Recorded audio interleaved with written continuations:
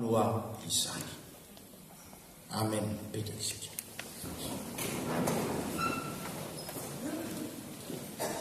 Alahadin'ny baiboly androany,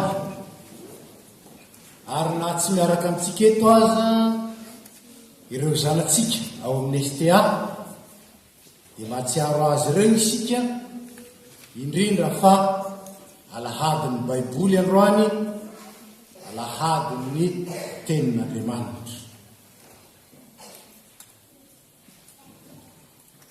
Andriamanitra nahary izao tontolo izao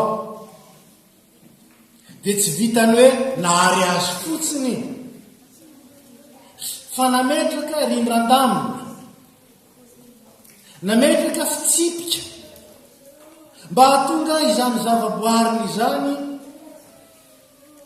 hiriarivo velona ao anatin'ny fiadanana tanteraka, ary hahatonga ny zava-mananaina indrindra ny olombelona hiaina ao anaty fahasambarana. Izao anefa tsy niraisin'ny olombelona sy napetrany tamin'ny toerana tokony ho anjara zany fitsipika napetrak'Andriamanitra zany, fa no heveriny ho didy mangetra, no heveriny ho fitsipika zay amatotra azy ka tsy hananany fahafahana, ary indrindra hanyelingeliny ny fahasambarana izay noetrerety. Fantatsika tsara ny vokany fananjary ozona sy korontana ary faharavana no mianjady tamin'ny zavaboarin'Andriamanitra, ary mbola hitatsika iaina amintsika mandraka kehitriny zany. Fa zoviana amintsika ve ny fisian'ny korontana eo amin'ny fifandraisan'ny olona amin'Andriamanitra? Hanika mevitsy dia mevitsy ny olona mino, ny olona mivavaka. Hanika raha mivavaka ianao dia enatra, satria tsy zany tsony ny alehany be sy ny maro. Faharavana amin'ny fifandraisana amin'ny samy olombelona, ka naizanaiza dia andrenesana vonon'olona, andrenesana ady saritaka, andrenesana fifandipahana amin'ny fomba maro samihafa. Tany amin'ny fotoanan'ny testamenta taloha, vato, hazo, fitaovana azo lazaina hoe amboarin'ny olona tsotsotra ny famonoana. Ankehitriny fitaovan'ny mpamonoana izay moderna, afaka mahafaty olona ny tapikisa ao anatin'ny minitra vitsivitsy monja. Saingy izao, na fitaovana ary fomba, na fitaovana tsy zarizary no nampiasaina, ny fon'ny olona dia tsy niova hatramin'izay ka hatramin'izao.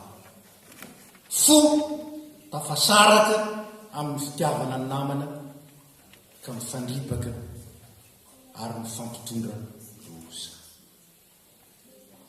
Simba koa ny fihavanan'ny olona tamin'ny zavaboary.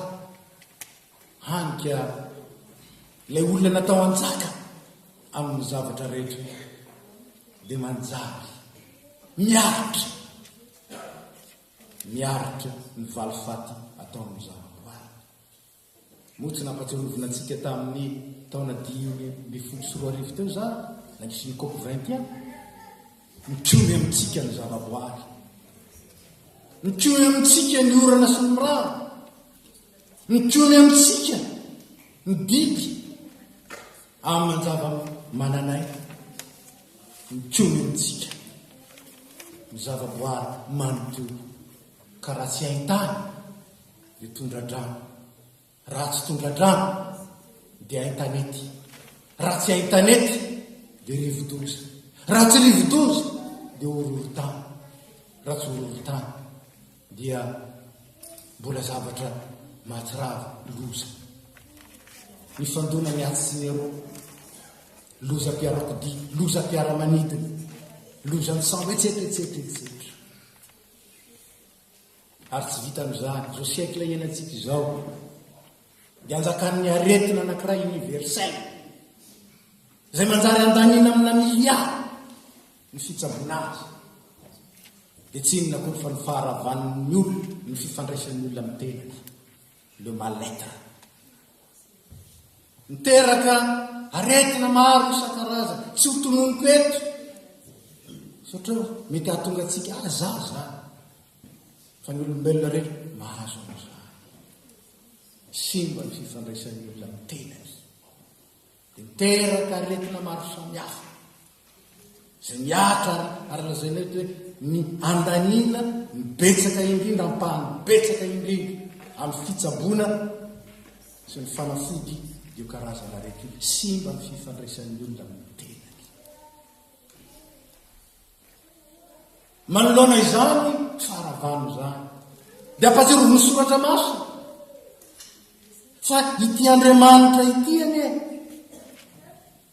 ka Andriamanitra naharintsika tao anatin'ny fifamatorana no ary niaraka ny endriny isika izany hoe tsy afaka misaraka aminy fa raha misaraka aminy isika dia tsy misy ninona azo antenaina ny amin'ny fahasambarana ny amin'ny fiadanana ny amin'ny fiainana tsy misy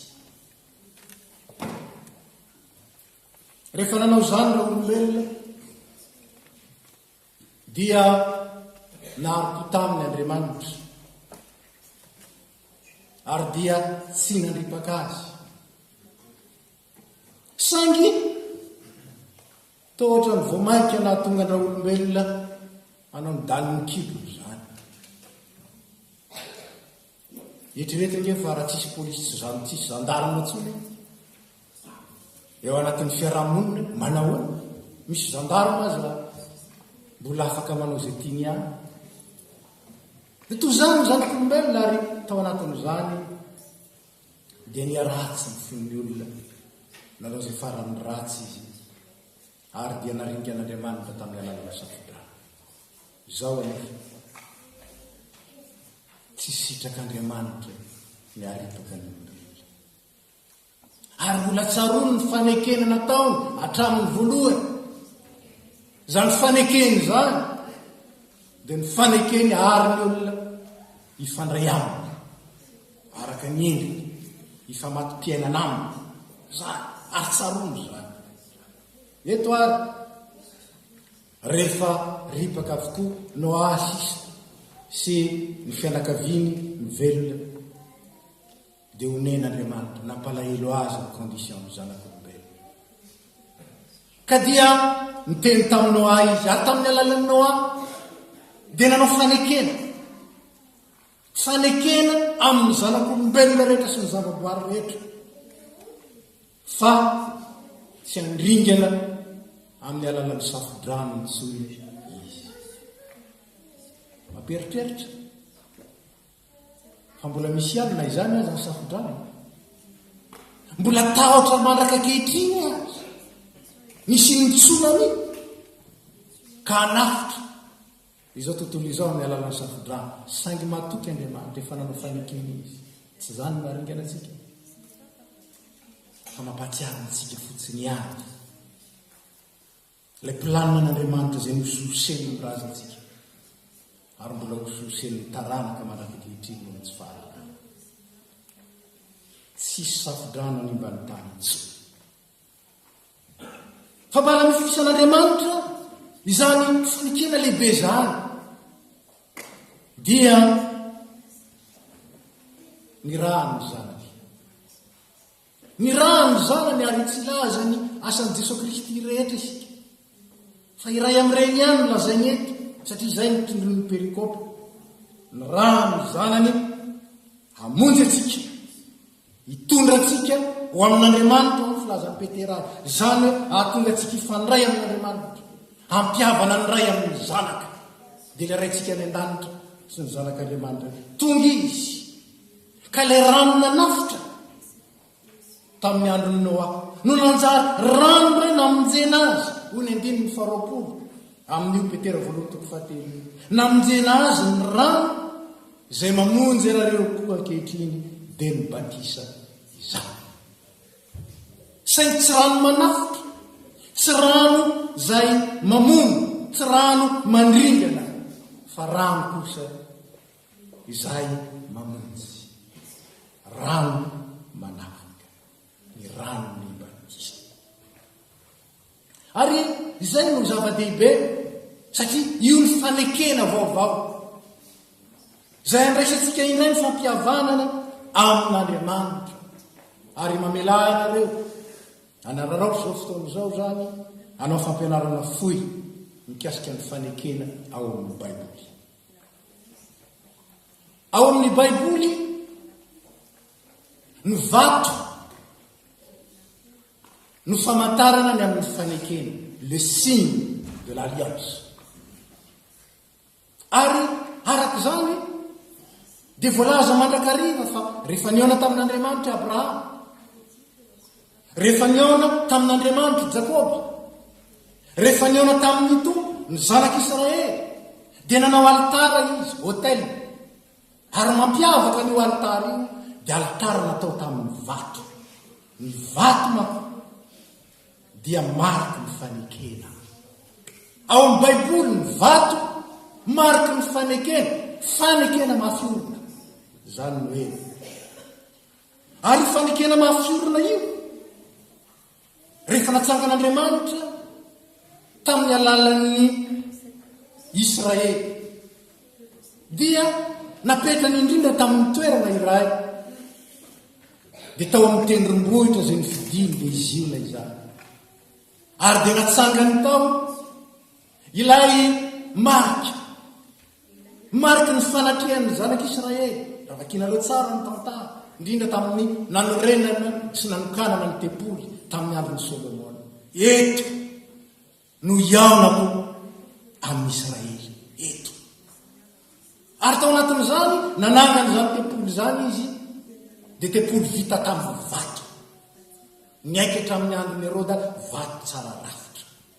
Saingy ny tena mampiavaka azy dia izao, ny vato fehizoro.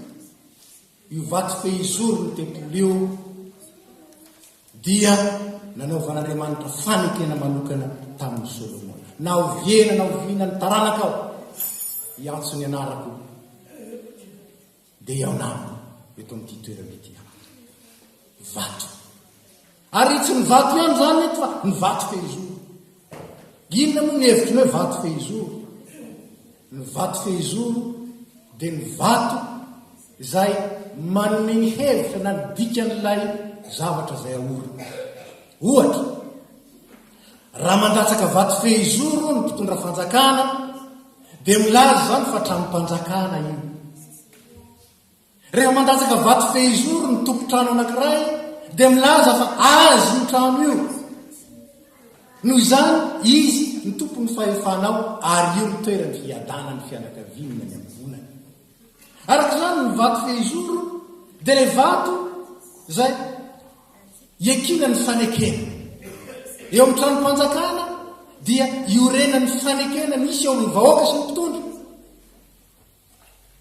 Eo amin'ny trano-pivavahana dia iorena ny fanekena misy eo amin'ny vahoaka sy Andriamanitra. Eo amin'ny toerana izay ionenana dia mampiseho ny fanekena mamafiorina ny fianakaviana izay toetra ao anatin'izany trano izany. Ka ao amin'ny Baiboly, Jesosy Kristy ilay vato fehizoro. Ao aminy ny miorina sy mafiorina tsara ny fanekena rehetra mba ho fanekena manan'iray. Io vato io nefa dia ny voalaza fa lavy ny mpanao trano, lavy n'izao tontolo izao, lavy ny olona hatramin'ny jiosy aza dia nanda azy, tonga tany amin'ny azy izy fa ny azy tsy mandray azy. Nefa io vato ny lavy ny mpanao trano io dia ambara ny soratra masina manontolo fa tonga fehizoro. Tonga, io vato fehizoro. Salamy 7:100, ny 2:20 sy 7:20 milaza zany tsara. Zay vato miorina tsara, vato mafy. Ary dia hoy Petera, Romanina zafady ao amin'ny Paoly apôstôly amin'ny Romanina 5, izay mino azy tsy homenatra. Inona moa ny henatra? mienatra dia zay mahatonga anao samiseho anatren'io zany atao henatra. Eto dia milaza zany hoe io vato io no rehareha, io vato io no manala zay mety sakana rehetra tsy hahafahanao seho anatren'io, satria io vato io no marke ny fizik, ny identité.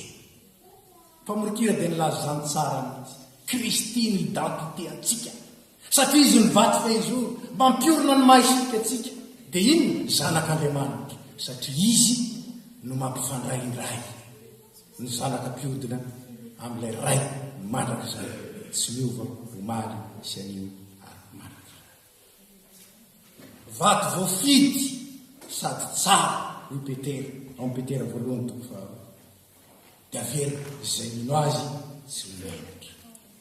Jesosy Kristy io vato fehizoro io, zay mampiorona ny maha-kristianina ny kristianina, zay mampiorona ny mahazanak'Andriamanitra atsika marina tokoa, ka azaontsika mihetsi-po rantsonely zany, ary atonga atsika afaka miantso azy hoe dado, aba, ray, ary tsy menatra ao anatin'izany. Io vato fehizoro io izay napetraka teo ambonin'ny fanorenan'ny apôstôly sy ny mpaminany Paoly ao amin'ny Efesianina 4. Izany hoe io vato fehizoro io dia ny Baiboly, ny tenin'Andriamanitra mitondra azy amintsika. Tsy mahalalany Jesosy sika raha tsy amin'ny alalan'ny teniny, tsy mahalala an'Andriamanitra sika raha tsy amin'ny alalan'ny Baiboly. Ary ambaran'iratsika teo ny aloha ny famakina ny teny fa fanomezana avy amin'ny fanahy io. Ny Baiboly dia fanomezana avy amin'ny fanahy masina. Noho izany tsy misy fanahy masina miasa raha tsisy Baiboly. Ary tokony hazavo zany, ary misy mifampianaram-diso maro be. Misy anankiray azy mijoro vavolombelona fa rehefa nateraky ny fanana ray ny fanahy masina izy nitery ny teny tsy fantatra, dia tsy tia namaky Baiboly tso. Fanahy mamitaka izany. Fanahy mamitaka izany. Fa ny fanahy masin'Andriamanitra mitondra antsika ao amin'ny soratra masina, manazava antsika ny soratra masina, ary mampahery zany teny zany, mahatonga antsika afaka hiaina mifanaraka tsara amin'izay ambany. Zava-dehibe arak'izany ny alahadin'ny Baiboly, satria mampatsiaro antsika iny ray, ilay fanomezana tsara avy amin'Andriamanitra, zay vato fehizoro ny finoana. Jesosy Kristy ny vato fehizoro ny finoana, fa amin'ny alalan'ny Baiboly no hitondrany fanahy masina antsika ao amin'ny Jesosy Kristy, ka mahatonga antsika tsara fihavanana amin'Andriamanitra ny ray, tafaray amin'ny ray iray, ary manana ny Kristy fiainana sy mitondra ny fisainantsika sy ny fitondrantenantsika isanandro isanandro. Jesosy Kristy no vato fehizoro. Nefa dia ambaran'ny mpanoratra ny soratra masina ihany, Petera zany mpanoratra ny Hebreo, fa rehefa tafaray amin'ny tompo isika, dia isika indray manjary atsangana ho vato velo. Isika atsangana ho vato velo. Inona ny hevitra zany? Vato ny fanekena. Zany ny kristianina miorona amin'ilay vato fanorenana lay vato fehizoro dia Jesosy Kristy, vato ny fanekena. Inona ny dika amin'izany? Matoky amin'ny fanekena izay natao. Atsarontsika ve ny fanekena nataontsika? Tamintsika natao mariazy, tadintsika ve? Tsarontsika ve ny fanekena nataontsika? Fonisika nanolotra ny zanantsika ao amin'ny batisa? Tsarontsika ve ny faneketsika? Fony notokananao mpanay ny fanasan'ny tompo e? Tsarontsika ve ny faneketsika? Fonisika nanaiky gidy fidekona? Tsaroko ve ny fanekety? Fony anotokananao mpitandrina? Zany no mahavato velo. Vato ny fanekety. Tsy mandeha amin'ny fiatsaram-belatsiana amin'ny fombafomba, fa miaina tanteraka ny firaisana amin'ny Kristy, ny firaisana amin'Andriamanitra, ary ao anatin'izany dia manono amin'ny Kristy, manome voninahitra amin'ny Kristy, nefa koa miseho ho vato izay mahavokatra tsara, vato izay mampiseho ny fahalebiazan'Andriamanitra sy ny fahatsarany. Tsy ny olombelona mahay manao trano no afaka manorina tsara trano izay mafiorina. Fambarany soratra masina, raha tsy Jehovah ny manao ny trano, miasa foana nahoana, satria ity Jehovah ity any ny tompony fanekena maharitra ary mandrakizay. Indro za manorina ny fanekena, tsy aminao ihany fa mitaranaka mandimby ianao ny fanekena mandrakizay. Tsy miova Andriamanitra, tsy mivadika Andriamanitra, tsy miverin-dalana Jesosy. Zaho sy ianao kosa antsony mba ho vato verina dia ho mahatoky, tsy miova, mitana tsara ny teny fanekena, ary indrindra miombona tsara ny firaisana, ka manaiky andeha amin'izay anoran'Andriamanitra, manaiky anao izay rehetra hibaikoan'Andriamanitra, manaiky azavainy izay rehetra toron'Andriamanitra, ary manaiky ho tafakambana amin'Andriamanitra amin'ny voninahitra azy amin'ny teny samihafa. Izaho manorina ny fanekeko aminareo sy ny taranako mandimby, hoy ny Tompo. Isika kosa aoka maly, izahay koa manorina ny fanekenay aminao, ho mandraky fanekena mandrakizay, fa ianao ny ilainay, ary Jesosy Kristy ihany ny tomponay, dia ilay vato fehizoro miorina tsara. Raha tanterakitsika izany dia misokatra ho antsika ny varavaran'ny fanavaoza, ka ilay simba tany Edena, ilay rava noho ny tany razantsika, amboarin'Andriamanitra, ahoro no vaovao indray, ary tsy ho amintsika ihany fa ho an'ny taranaka mandimby antsika, satria matoky ilay nanao ny fanekena. Ry havana malala, amin'ity taona ity ny teny filamatra izay napetraka indray zoran'ny fiangonana iainantsika mianakavy, dia noho ny fiangonana fanjakam-pisoa, mbola ho avy ny fotoana nazavana izany amintsika fa ny kristianina tsirairay vato velona, vato velona izay nanganan'Andriamanitra trano velona, ka ny tsirairay avy amintsika dia olony fanekena, ho kristianina ny fanoava, ho zanak'Andriamanitra mahay mananja sy mahay manaiky. Ho fiasan'ilay ray ny fitiavana ny vavolombelon'ny fitiavana, vavolombelon'ny fanampianana, ary vavolombelon'ny finoana maro. Ray sy ny fitahiana. Ho aminareo rehetra ny fahasoavan'ilay vato fehizoro dia Jesosy Kristy, ny fitiavan'Andriamanitra ilay tsy miova maly an'io ary mandrakizay, ary koa ny firaisana amin'ny fanahy maso izay mampahery antsika ka manolotra antsika ny teny, ilay teny velona mandrakizay, ka hahatonga anareo iorina tsara ary tafaray amin'ny Jesosy Kristy ilay vato fehizoro, ka hahatonga anareo koa ho vato velona izay ananganan'Andriamanitra trano fanahy eto amin'ity FP matokozy ity, ka hahatonga anareo vavolombelona mahatoky hatramin'ny fahafatesany, ka omen'Andriamanitra anareo ny safiboninahitra fiaina, mendrika ny mpanompo mahatoky, mendrika ny vato velona. Amen. Petraka isika.